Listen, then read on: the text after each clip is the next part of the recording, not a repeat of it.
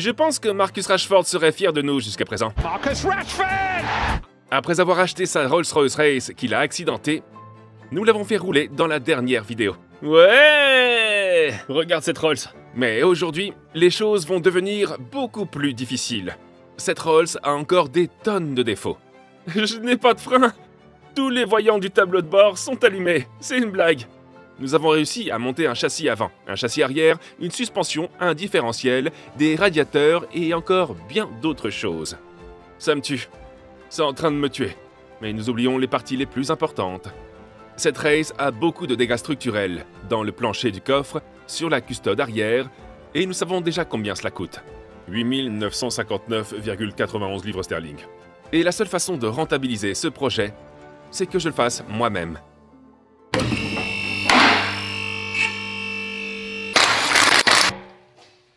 C'est ici que les choses vont devenir un peu plus compliquées. Il ne s'agit plus seulement de pièces à monter et à démonter. Cette fois, il s'agit d'un travail structurel et nous devons nous assurer que tout est parfait. Parce que c'est une Rolls-Royce. Et je pense que je vais travailler de l'avant vers l'arrière, mais la première partie des dommages structurels est cette sorte de petit cadre ici, et vous pouvez voir qu'il a été poussé, je pense par la roue, et qu'elle a plié tout ça, ainsi que le support qui retient l'aile. Je suppose que si je mettais l'aile dessus, elle ne s'alignerait pas correctement. Le problème, c'est ça, là. Il y a 3 sections. Vous avez une section inférieure, une section intermédiaire et une section supérieure. Et tout ça a coûté 850 livres, ce qui est assez cher, mais je pense que ça vaut probablement la peine d'acheter ces pièces plutôt que de les couper dessous. Donc, pour l'instant, je dois essayer d'enlever ça sans causer plus de dégâts. C'est la première fois que je m'attaque seul à des pièces structurelles. Alors, souhaitez-moi bonne chance. Vous vous demandez sans doute pourquoi acheter une voiture en pièces détachées si nous n'allons pas prélever ce type de pièces pour les utiliser sur la Rolls Mansory. Eh bien, la procédure de démontage de ce type de pièces est assez critique, et le risque de les endommager en le faisant est assez élevé. Et nous pensons que nous avons plus de chances de vendre notre voiture sous à pièces détachées si le châssis est complet plutôt que coupé en plusieurs morceaux. Donc, pour les 800 livres supplémentaires, nous pensons que cela vaut la peine d'acheter ces pièces structurelles à Rolls pour les utiliser sur la voiture. Maintenant, j'ai tout éloigné du panneau structurel, que nous allons changer. Nous pouvons voir comment cette chose est assemblée. Tous ces petits cercles que vous pouvez voir sont des soudures par points. Et c'est ce qui relie chaque panneau l'un à l'autre. Nous allons donc devoir les percer. Cette pièce en haut est dans la bonne position. Je vais essayer de la garder ici et de ne pas la déplacer. Et toutes ces soudures par points ici, eh bien, je vais essayer de... Je ne veux pas endommager cette pièce supérieure. Je veux enlever cette pièce inférieure sans l'endommager, ce qui va être difficile. Alors, cette pièce est en acier. Cette partie est en aluminium. C'est de la fonte d'aluminium. C'est très solide. Et vous pouvez voir comment les soudures par points se transforment en rivets lorsqu'elles arrivent ici. Parce qu'on ne peut pas souder de l'acier à de l'aluminium. Alors, on utilise des rivets et des collages. Donc, j'espère que je n'aurai pas à tout rifter à nouveau. J'espère que je m'en sortirai juste en enlevant les soudures par points et en les remplaçant en dessous. Donc ça, c'est ça. Tout d'abord, essayons d'enlever ceci tout en gardant ceci en place. Je vais utiliser la ponceuse à bande pour ce faire, car ce panneau est effectivement mis au rebut. On ne craint pas trop de l'endommager. Et un moyen rapide, plutôt que de percer les soudures par points, est d'utiliser la ponceuse à bande. Mais sur le dessus, nous voulons conserver ce panneau. Je vais plutôt percer les soudures par points. En faisant cela, je peux réutiliser le panneau supérieur comme je l'ai mentionné. Une fois que j'ai percé et poncé les soudures par points, je peux utiliser le ciseau à soudure par points pour me caler entre les panneaux qui se rejoignent afin d'essayer de les séparer. Le panneau inférieur est également relié à la jambe du châssis. Le burin de soudure par points est donc coincé entre ces deux éléments. Et lentement, mais sûrement, nous devrions pouvoir l'écarter. J'ai alors pensé qu'il serait un peu plus facile de sortir la scie et de couper le panneau en 2 morceaux. La partie inférieure a pu être détachée, mais la partie supérieure était encore difficile à enlever. La brosse métallique a été utilisée pour enlever une partie de l'enduit de scellement, ce qui a révélé la présence de rivets. Tous ces cercles plus grands sont des rivets, qui servent à rifter un panneau d'aluminium à un panneau d'acier. Il semble que je doive en percer quelques-uns, ce qui est assez facile, car les rivets sont en aluminium très souple. Je vais ensuite utiliser de la chaleur, ce qui devrait assouplir la liaison entre le panneau de l'acier et le panneau d'aluminium. Et je vais ensuite essayer d'écarter le panneau d'acier. Et je l'ai enlevé. Ok, j'ai fait du shopping. J'ai de bonnes et de mauvaises nouvelles. La bonne, c'est que j'ai réussi à garder tout ça intact, et on peut le réutiliser. De plus, il possède toujours la belle peinture OEM et tous les équipements d'origine. La mauvaise nouvelle, c'est que j'ai besoin de rivets. Vous voyez, cette partie est en acier, là. Et lorsque cette pièce s'emboîte derrière, tout ça, c'est en aluminium. On ne peut pas souder de l'acier à de l'aluminium, alors on utilise le collage de panneaux, puis on utilise des rivets là-dedans. J'ai donc besoin de compter 1, 2, 3, 4, 5, 6, 7, 8, 9, 10... 9 ou 10 rivets, je pense. Je pense que 10, c'est bon. Et les rivets sont exactement les mêmes que ceux de BMW si nous les commandons à Rolls-Royce. D'une part, ils sont plus chers, et d'autre part, ils mettent plus de temps à arriver. Je les ai donc commandés à BMW, et ils devraient arriver aujourd'hui. Ce qui signifie que nous pouvons commencer à installer la nouvelle voiture, et ça devrait être un travail assez rapide. Il ne reste plus qu'à obtenir cette peinture, et je pense que c'est là que ça va être difficile. Les rivets, ils sont déjà arrivés? Oui. Ouais! Ils coûtaient combien? 13 livres pour 10. Quoi? 13 livres pour 10, c'est pas mal. Maintenant, nous pouvons continuer à construire l'avant. Atelier de carrosserie. J'espère pouvoir laisser ce panneau en place. Maintenant que les rivets sont arrivés de BMW, j'ai commencé à nettoyer les parties où nous allons souder et percer des trous dans toutes les nouvelles pièces que nous avons reçues de Rolls-Royce. Ce sont les trous pour les rivets. Ce sont les trous que nous allons utiliser pour souder l'un des panneaux à l'autre. J'espère que cela a du sens. Partout où nous soudons, nous nous assurons que la peinture est bien propre. Soudez à travers la couche d'après, pour que ça ne rouille pas de l'intérieur, les gars. Bien sûr, l'après à souder est sorti. Puis Freddy est venu s'assurer que j'utilisais le bon EPI. C'est à ça que servent les amis, non? On a besoin de recruter. Non. On continue d'appliquer l'après à souder en nous assurant d'en mettre également sur la jambe de châssis. D'accord, ok. Cette partie concerne l'aluminium, ou comme dit Freddy, l'aluminium. Puisqu'elle est reliée à ça, nous allons devoir également coller ce panneau. Comme ça. Regardez. Boum. Vous savez quoi? C'est le point de non-retour. Une fois que c'est en marche, c'est en marche. On applique le joint pour le panneau, d'une façon un peu désordonnée. Mais on a le feu vert de Freddy. Une fois le joint appliqué, nous nous sommes assurés qu'il couvrait la majeure partie du panneau, à l'endroit où il sera relié à la partie en aluminium, à l'aide du pinceau. Ensuite, on peut le faire glisser en place en le serrant avec les poignées du moule, en veillant à ce que tous les trous soient alignés. Maintenant, je frappe la partie en aluminium pour qu'elle soit bien ajustée contre la partie en acier. Il est temps de sortir le pistolet à rivet. La puissance est suffisante? Oh oui, c'est très bien! Il y a plein de rivets à mettre.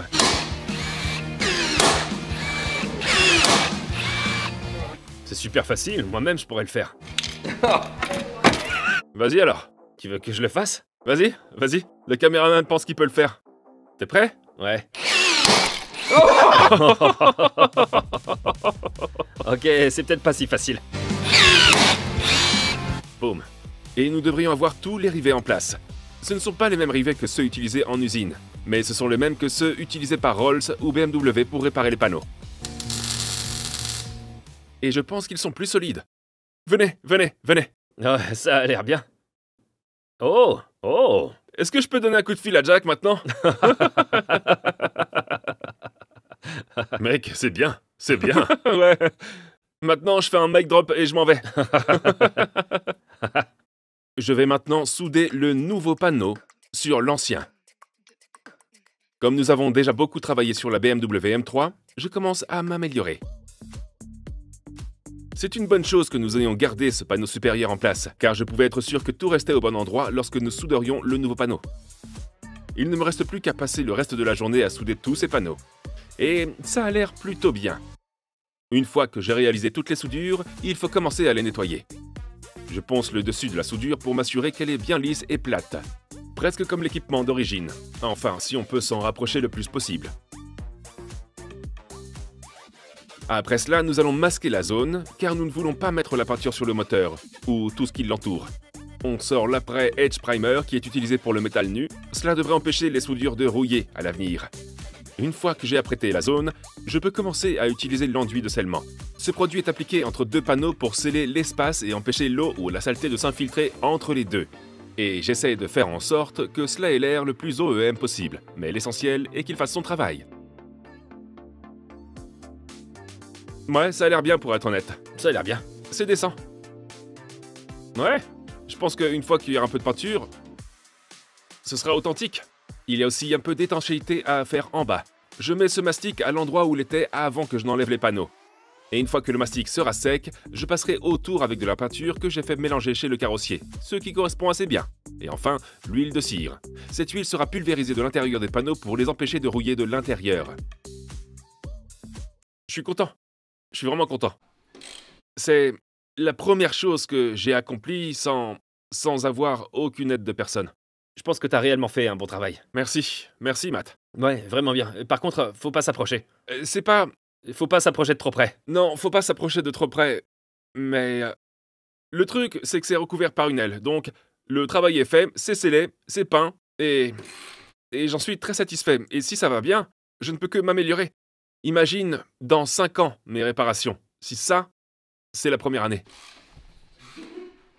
D'accord. Nous devons maintenant porter notre attention sur le quart arrière. À l'origine, j'envisageais de le remplacer. Et nous savons que certaines pièces devront être remplacées, comme cette partie structurelle à l'arrière. Mais nous pensons que la partie arrière pourrait être sauvée. Et nous sommes sur le point de savoir si nous allons devoir la remplacer. Parce que, premièrement, elle est ridiculement chère. Nous savons qu'elle coûte aux alentours de 10 000 livres. Si ces gars parviennent à rendre ce quartier plat, alors ils vont économiser beaucoup d'argent et de temps. Et il ne nous reste plus qu'à faire les travaux de structure à l'intérieur. Allons-y. Les gars d'Allied Automotive, où je fais peindre mes voitures, sont venus pour voir s'ils pouvaient faire leur magie sur la custode arrière. Mais avant de s'y mettre, ils doivent poser le coffre, qui s'aligne sur les panneaux. Et pour l'instant, celui d'origine ne s'aligne pas. Donc, il faut l'enlever. Ils ont donc pris celle dessous et l'ont installé. Ils l'ont ensuite serré pour voir si tout s'aligne. Mais ce n'est pas le cas. Comme nous nous en doutions, vraiment... C'est pourquoi on a obtenu ça. Et c'est étrange en fait, parce qu'il n'a pas l'air plié en le regardant, n'est-ce pas? Il semble qu'une des charnières soit également tordue, ce qui n'est pas surprenant. Elle a pris un sacré coup. Nous allons donc retirer cette charnière et installer l'une des charnières dessous notre voiture d'occasion. Et j'espère qu'une fois que nous aurons installé ceci, nous pourrons tout aligner. Et ça va vraiment aider lorsqu'ils essaieront de réparer ce quartier arrière. On remet le coffre en place, et il y a en fait des cales entre le coffre et la charnière. Ce que j'ai été choqué de voir sur une Rolls-Royce. Mais une fois qu'ils les auront mis en place et que les boulons auront été posés, on pourra la baisser et voir s'ils s'alignent. Ça s'adapte parfaitement. C'est tellement mieux que celui avec la charnière tordue. Il y a un peu d'alignement à faire, et je pense qu'on sera bon. Donc cette chose est un... Comment ça s'appelait déjà? Un outil de profil. Et ce que les gars ont fait, c'est qu'ils l'ont mis là, et ont obtenu le profil exact de la voiture. Et ils ont dit que ce n'était pas exact. Ils ont dit à peu près. Et ensuite, ils vont de l'autre côté et essaient de s'en approcher le plus possible. Là, c'est loin d'être le cas. C'est ce que je veux. Ça devrait être comme ça. Donc c'est pas aligné? Non. Voici à quoi ressemble le bon côté. Et le mauvais côté, eh bien, est loin d'être pareil. Mais les gars vont voir s'ils peuvent plier, pousser et tirer pour s'en approcher le plus possible. Et nous pourrons alors décider si nous pensons que cette partie arrière est réglable ou non. Cette custode arrière est en acier. Elle est donc un peu plus facile à manipuler qu'une custode en aluminium. Ils sont en train de mettre l'outil dans le coffre et de commencer à pousser tous les dégâts de l'intérieur. Et on peut voir à quel point tout se déplace ici. On commence lentement à arriver à quelque chose. Le verdict est que la partie arrière peut être réparée. Cette pièce en dessous n'est pas réparable, mais nous pouvons l'obtenir auprès de Rolls-Royce. Je ne me souviens plus du prix de cette pièce spécifique, mais on achète cette pièce en dessous, on la perce entièrement, on la remplace et on l'enlève. Cela devrait permettre de remettre la partie arrière et de la faire correspondre. C'est censé être parfaitement lisse et pourtant il y a comme 3 bosses. Ouais, c'est mieux comme ça. Je pense que c'est plus joli. C'est l'édition Mansory Armstrong. Ouais, on ne peut pas regarder les deux côtés à la fois. Sachant que le quartier arrière est désormais réparable, je me suis remis à l'avant. Et je peux commencer à remonter toutes les pièces que j'ai enlevées avant de monter cette pièce structurelle. Regarde ça, regarde, viens par ici, viens par ici. Les boulons s'alignent. Ouais, regarde ça. Les boulons s'alignent. Bon travail. Merci. Merci. Professionnel. Bien. Boulons-nous tout ça ensemble, on continue. Peut-être que je devrais m'en tirer à réparer et non à conduire. Ouais, à 100%. Et là, t'as manqué de talent, c'est ça? C'est donc une bonne nouvelle que les supports de jambes de force se soient alignés sur les positions d'origine. Le plan est de commencer à construire tout ce qui se trouve à l'avant de la voiture maintenant, afin que nous puissions commencer à ajouter la calandre, le pare-choc et tous les autres éléments qui s'y trouvent. Mais jusqu'à présent, tout va bien. Grâce à l'équipe de Rashford, nous avons la calandre, et nous avons également remarqué quelque chose à l'intérieur. Regardez ça. Une bande de LED qui s'éclaire, je sais pas à quoi ça va ressembler. Je sais pas, la seule chose qui diffère dessous, c'est qu'on a une sorte de capteur. Et je pense que c'est pour le régulateur de vitesse adaptive ou quelque chose comme ça. Et ça doit aller à l'arrière de la calandre. Ici, comme ça. Ce capteur est destiné au régulateur de vitesse adaptif. Et j'aime bien la façon dont Rolls-Royce le cache en quelque sorte dans la calandre. Une fois que je l'ai boulonné, il se trouve juste dans le coin supérieur droit. Contrairement aux BMW, où ils sont simplement placardés au centre de la calandre et ont l'air plutôt laids. Il ne me reste plus qu'à le boulonner à la voiture. Il est mis en place. On dirait qu'il est loin devant, n'est-ce pas? Ouais, j'imagine qu'il est entouré d'un type de décor, pas vrai? Ah non, c'est pour laisser la place à... Ah oui, c'est la Flying Lady qui va là-dedans. Mais... Je veux voir si ces lumières fonctionnent. On dirait qu'il y en a plus, regarde. Je pense qu'il y en a plus. Oh, ce sera dans la partie inférieure de la calandre, n'est-ce pas? Voyons si ça fonctionne. Je vais appuyer sur le bouton. Grande révélation. T'es prêt? Ouais. Ouais. Ouais. Ça a l'air fou. Elles sont allumées? Ouais. Voyons. Ouais, c'est... Wow, c'est un truc de malade. Ouais, avec ses reflets bleus. Je pensais que j'allais pas aimer, mais regarde, quand on voit le bleu, on peut voir la différence au fur et à mesure qu'on fait le tour. Waouh, c'est vraiment charmé. Bien joué, Rashford. Tu penses que Mansory a pris combien pour ça? Bon, on l'a vu, non? C'était aux alentours des 5000 livres. Ouais, mais ça en vaut la peine. Regarde ça. Ce sont ces petites choses supplémentaires que Mansory fait pour que ses voitures se distinguent. Et c'est plutôt cool, même si c'est un peu cher. Ok. Voici l'esprit de l'extase. Et aussi, l'équipe de Rashford nous a donné ceci, qui est la casquette. Et qui va... Regarde ça, fibre de carbone forgée pour se couvrir lorsqu'elle est tout en haut. D'accord. Non seulement je dois installer la Flying Lady, mais je dois aussi m'assurer qu'elle est bien positionnée et alignée avec le contour de la calandre. Sinon, quand elle sortira, elle pourrait la frapper. Ensuite, la calandre en fibre de carbone forgée Mansory, qui présente ici une très petite entaille. Ça va se polir. Le plus difficile, c'est qu'il faut aligner la calandre et ensuite aligner la Flying Lady, pour qu'elle ne soit pas en travers du chemin. Non, nous y voilà. C'est dedans. Mais ce carbone est vraiment très rigide. Dès qu'on l'enfonce et qu'on le clipse, il commence à sortir. Mais ce que nous avons remarqué, c'est qu'il y avait un peu de Tiger Seal au dos du clip. Donc je pense que pour l'installer de façon permanente, ce qu'ils ont fait, c'est mettre un peu de Tiger Seal à l'arrière des petites garnitures ici, que vous pouvez voir. Ces petits bouts ici. On met du Tiger Seal, on pousse, on enfonce, on le maintient comme ça, et il se fixera et tiendra en place un peu mieux que ce qu'il est maintenant. Mais c'est à peu près dans la lignée des bouts de fibres de carbone forgés, là. Et voilà.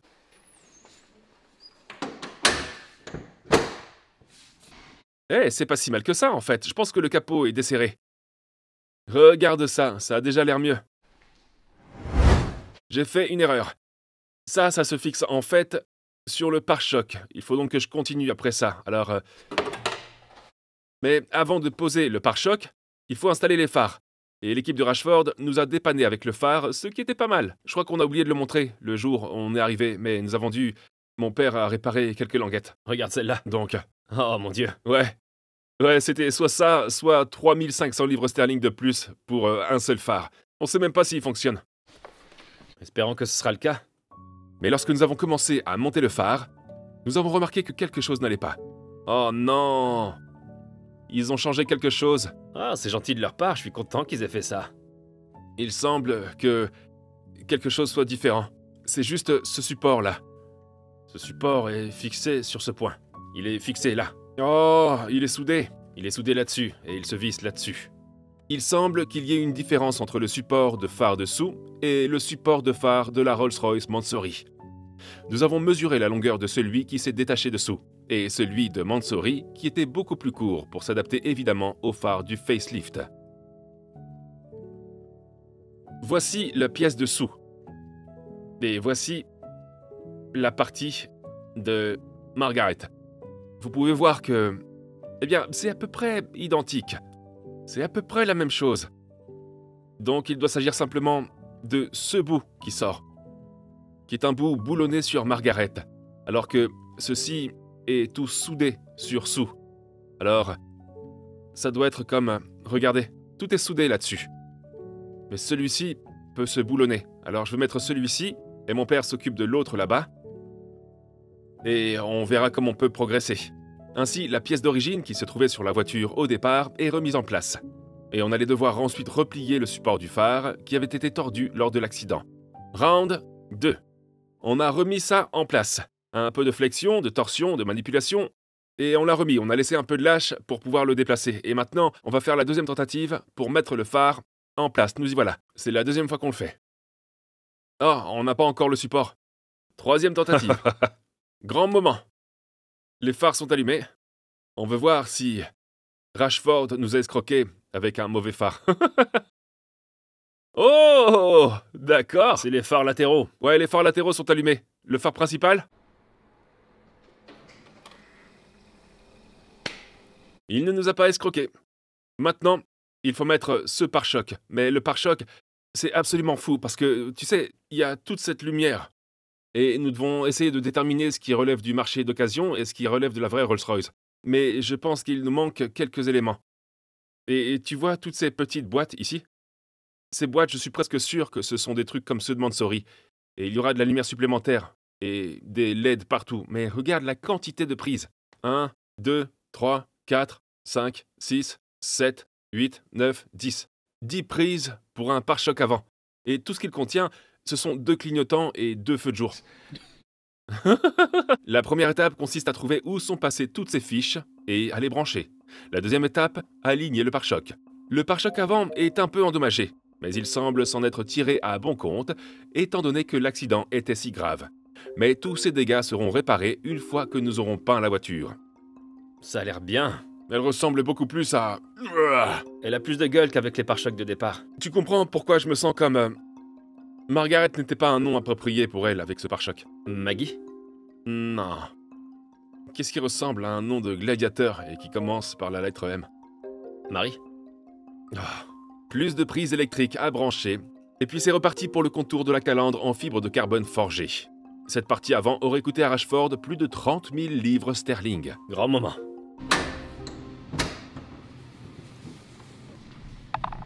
Ça a l'air bien, n'est-ce pas? Cette voiture a l'air géniale. Quelle voiture? Regarde ça! On peut voir si on arrive à la faire sortir. Tu veux la faire sortir? Ouais.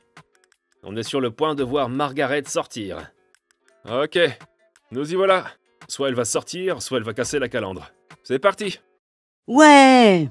Ouais! En quelque sorte, elle est sortie, mais c'est comme si... Qu'est-ce qui se passe? elle n'est pas tout à fait... Oh ouais, voilà. C'est parfait. Les essuie-glaces se sont également mis en marche. Ouais, regardez Margaret en train de chiller. Oh, regarde! Ouais, il y en a en bas. Il y a des lumières aussi en bas. Ouais, je sais pas pourquoi les essuie-glaces se sont mis en marche. Je vais essayer d'éteindre les essuie-glaces. Oh, quoi? Oh! Oh non, non, arrête, arrête! Oh non! D'où est-ce que ça vient? Oh, c'était bien. C'est vrai? Ouais, ça marche. Ouais, c'est pas parfait.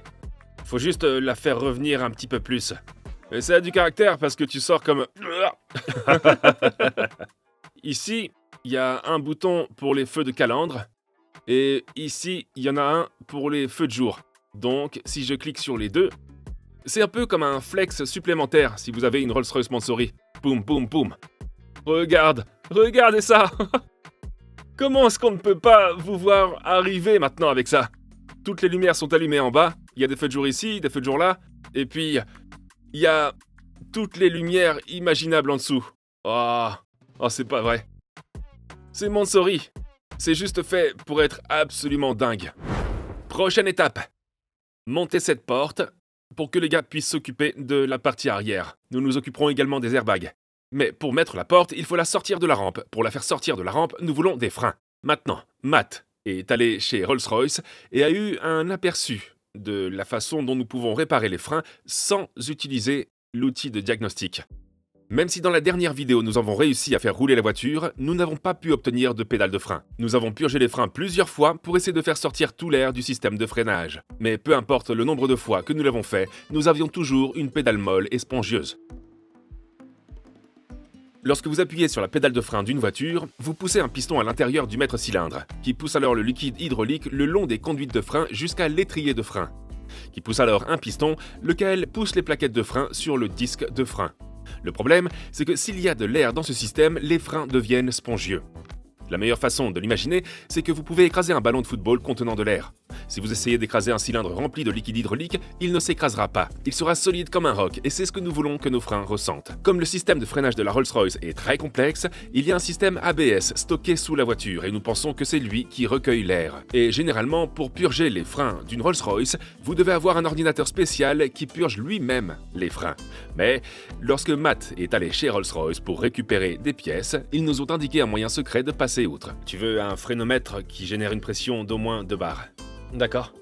Alors, Monsieur Push n'est pas assez bon, c'est ça? Monsieur Push est peut-être un peu faible. Ok. Et si tu peux, une machine de diagnostic qui exécutera une séquence de purge et qui fera bourdonner les vannes à l'intérieur de l'unité de climatisation. Donc il est possible qu'on doive venir ici, c'est ça? C'est possible. Si t'as une purge de pression qui fait 2 bars et que tu le fais suffisamment de fois, tu pourrais devoir y arriver. D'accord. Donc, nous avons besoin d'une pression d'au moins 2 bars sur Monsieur Push. Mon père a mis 3,5 bars de pression dans ce pneu. Il est dur comme de la roche. C'est dur comme de la roche. Alors ça pourrait faire sauter tous les tuyaux? Ouais. Je pense que nous allons maintenant utiliser Monsieur Push depuis ce pneu avec une pression de 3,5 bars et pousser tout le système de freinage. Qu'est-ce qui pourrait mal se passer? Du liquide de frein partout dans la voiture. Il faut donc enlever le bouchon du réservoir et nous allons mettre Monsieur Push dans ce bouchon qui est plein de liquide de frein. Ensuite, on attache Monsieur Push à un pneu contenant 3,5 bars. Oui, la pression va être énorme maintenant. Une grande partie de la pression qui en résulte est poussée dans Monsieur Push, qui la pousse dans le système de freinage.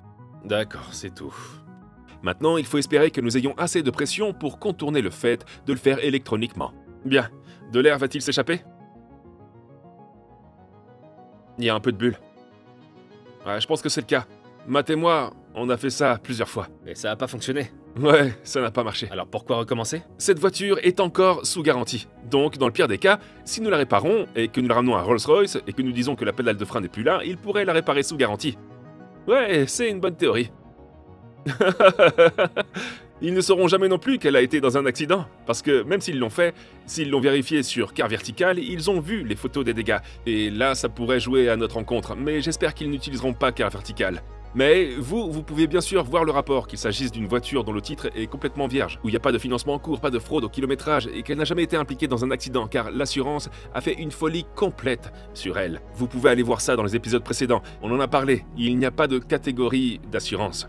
Donc même après cet historique, la voiture devrait garder beaucoup de valeur parce qu'elle a encore un faible kilométrage et qu'elle est toujours sous garantie.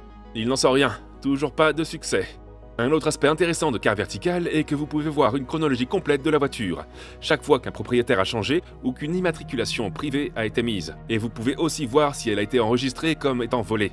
Tout ce que vous avez à faire est de cliquer sur le lien dans la description et d'utiliser le code MAT pour obtenir 20% de réduction supplémentaire sur ce chèque. Ça vaut la peine si vous envisagez d'acheter une nouvelle voiture ou même de vérifier la vôtre. Maintenant, j'espère qu'on va pouvoir purger ses freins avec un peu de chance, croisons les doigts. Ça fait absolument rien, regarde. On échoue. Ça arrive. Ah ouais, il y en a un petit peu. Tu le vois, non? Ouais, mais ça devrait pas être une énorme bulle, normalement. Oh! Oh! Wow! Wow! Tout est en train de sortir! Tout est en train de sortir! Regarde ça! Regarde ça! On dirait que nous commençons à expulser l'air qui se trouvait dans le système de freinage. Alors, mon père a fait tout le tour pour soigner chaque coin, juste pour s'en assurer. Puis, nous allons tester la pédale une dernière fois. Ok.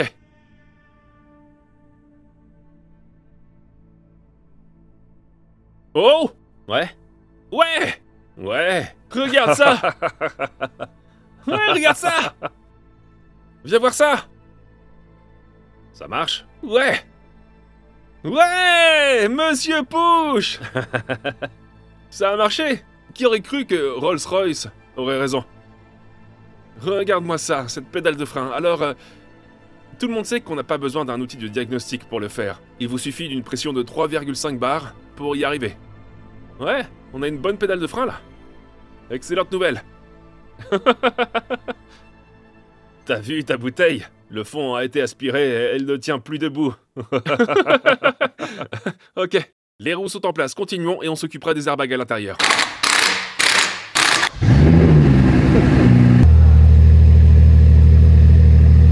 Nous pouvons maintenant porter notre attention sur l'airbag rideau, qui se déploie, et sur l'airbag du siège. Pour retirer l'airbag rideau, il faut d'abord enlever la garniture du montant avant. Elle est maintenue par des clips et 2 attaches pour l'empêcher de voler dans votre visage lorsque l'airbag se déclenche. Une fois qu'il est sorti, l'airbag rideau est relié à la voiture à l'aide de nombreux boulons T30 et il y en a beaucoup. Cet airbag se déploie avec beaucoup de pression. Et la dernière chose que vous souhaitez lorsqu'il se déploie, c'est qu'il se détache complètement de la voiture. Dans ce cas, il ne ferait pas son travail. Ouais! Oui, on est sorti. Un airbag a été retiré. Heureusement, nous avons celui de Sue, notre voiture de pièces détachées, pour le remplacer. Et c'est exactement le même. Cela nous a permis d'économiser beaucoup d'argent, et certains fabricants ne vendent même pas d'airbag au public. Vous devez être un réparateur agréé pour les acheter. C'est donc une bonne idée d'avoir Sue en rab.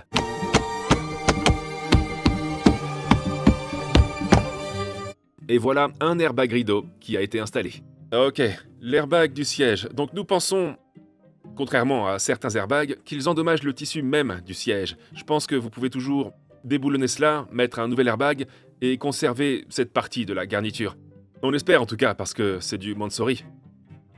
Donc je pense que c'est juste le support qui se détache du siège. Oh! C'était une bonne secousse. Jolie secousse. Je déclipe ça. Voici le dos. Ah, c'est plutôt cool, on peut voir la ceinture Mansory Elle est en train de chiller. qui chill à l'arrière. Et il y a aussi ces 2 pièces qui sont de BMW. Tout d'abord, je dois enlever le cuir qui recouvre l'airbag, lequel est maintenu par 2 T30. Ça utilise ensuite une série de clips pour le maintenir en place. J'utilise mon tournevis tête plate pour tout retirer. La question est, est-ce que c'est cassé? On ne le sait pas encore. Ensuite, l'airbag est simplement maintenu par 2 boulons de 10 mm. Et il s'enlève aussi facilement que cela. Un airbag retiré. Et voilà qu'arrive l'airbag d'occasion que nous a donné Sue. Ok, je crois que c'est ça. Et ça, je crois qu'on l'a remis en place directement. Allons-y. Je mets ça comme ça. Tu penses qu'il est collé ou qu'il se clipse simplement? Tu devrais pas le clipper comme avant? Ouais, je pense que ça pourrait juste se clipper à l'arrière. Nous avons vérifié sous, et rien n'est vraiment endommagé sur ce point, donc ça devrait pouvoir se clipper à l'arrière. Il faut juste qu'on l'introduise, à force de persévérance. Alors, on continue. Une fois que je l'ai clipsé à l'avant, je dois le faire clipser dans les clips à l'arrière du siège. C'était un travail très délicat, mais vous voulez être sûr de bien faire les choses. Oh. On remet la garniture. L'airbag est en place. Je peux maintenant relier les connexions électriques à l'interrupteur situé à l'arrière du siège. Puis remettre les clips en place pour que le siège ne fasse plus qu'un. Nous y voilà. J'espère que les ceintures de sécurité ne sont pas défectueuses, mais elles ne sont pas bloquées. Ok. La prochaine étape, c'est la porte. C'est celle que nous avons retirée dessous, et elle est extrêmement lourde. Nous devons l'aligner avec les charnières, et il y a un gros boulon au niveau de la charnière supérieure, puis un autre boulon sur la charnière inférieure que nous devons faire glisser. On est bon. Tout est resserré. Ensuite, on met en place le connecteur électrique.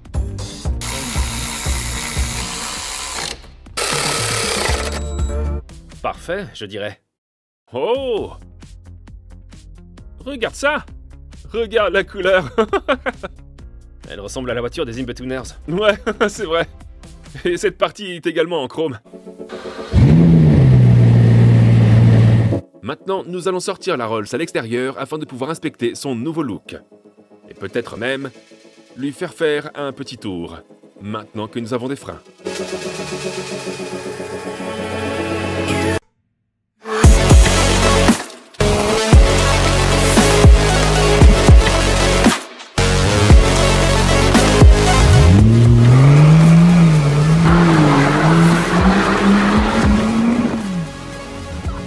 J'ai pas de frein, j'ai pas de frein. Oh mon Dieu! Oh. J'ai plus de frein. Je pensais qu'on était cuit. Je pense pas qu'on ait installé les freins correctement. On n'avait pas de frein. J'ai plus rien. Donc ils sont pas réparés. Je pense qu'une fois que l'ABS s'est déclenché, il a dû pomper une grande quantité d'air. Heureusement qu'on n'a pas pris la route. C'est qualitatif. Oui, c'est un mot que tu peux utiliser. Ouais, je vois ça. Ouais. J'arrive pas à croire que Tony ait crashé ta voiture. Like a drug that I just can't deny, giving me the best high.